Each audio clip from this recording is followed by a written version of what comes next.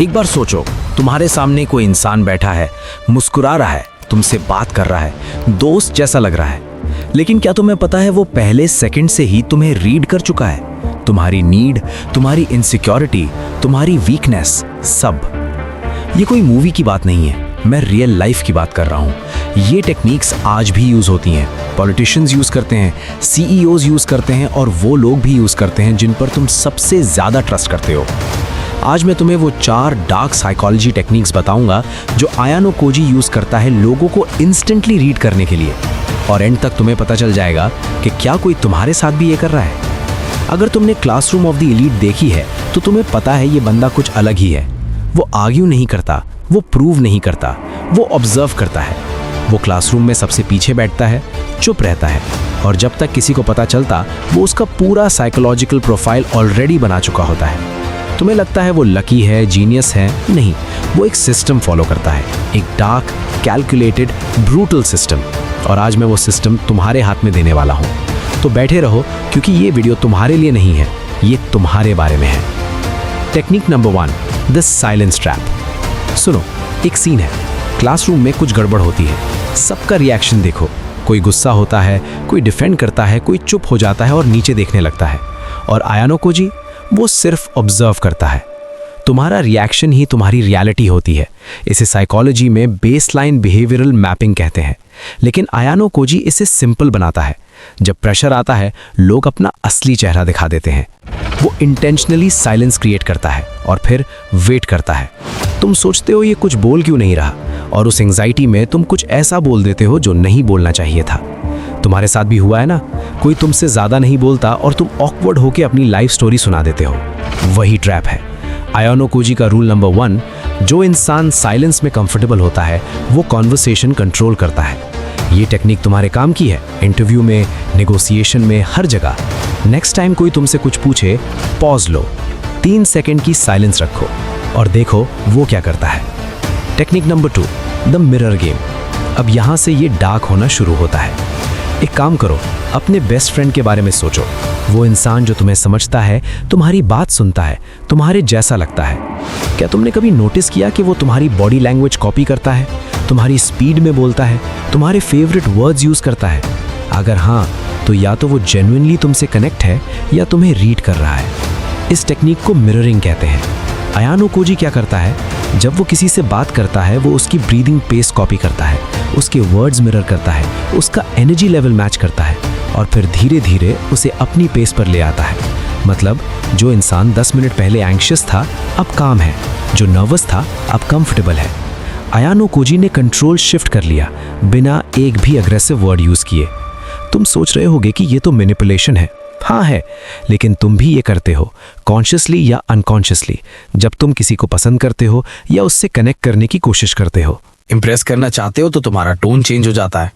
Impress करना चाहते हो तो तुम्हारा टोन चेंज हो जाता है। आयानो कोजी ये डेलिबरेटली करता है, और इसीलिए वो कभी सरप्राइज नहीं होता, क्योंकि वो रिएक्शन क्रिएट करता है, रिएक्ट नहीं करता। Technique number 3, the need detector. ये टेक्निक सीधा दिल पे लगती है, इसलिए ध्यान से सुनो।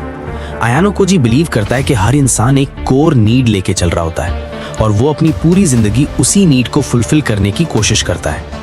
कुछ लोग चाहते हैं रिस्पेक्ट, तो वो हमेशा खुद को प्रूव करते रहते हैं। कुछ लोग चाहते हैं सिक्योरिटी, तो वो हमेशा सेफ चॉइसेस लेते हैं। कुछ लोग चाहते हैं लव, तो वो हमेशा दूसरों को प्लीज करते रहते हैं। तुम्हारी कोर नीड क्या है? सोचना मत, देखो तुम्हारा पैटर्न क्या है।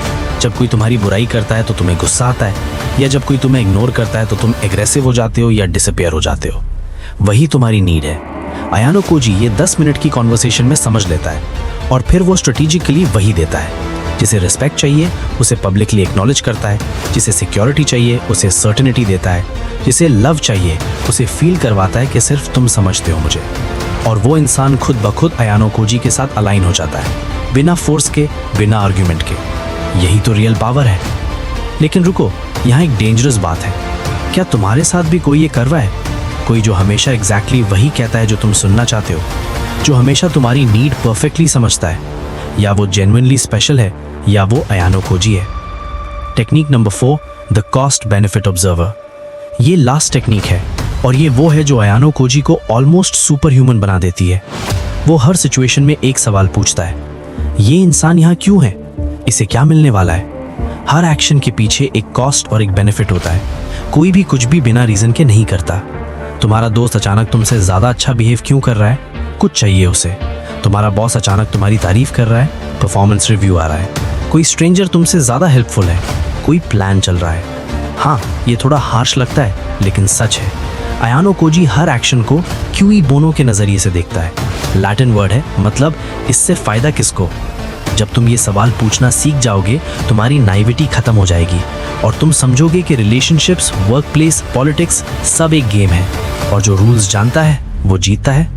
अयानो कोजी ये गेम तब से खेल रहा है जब से उसे होश आया।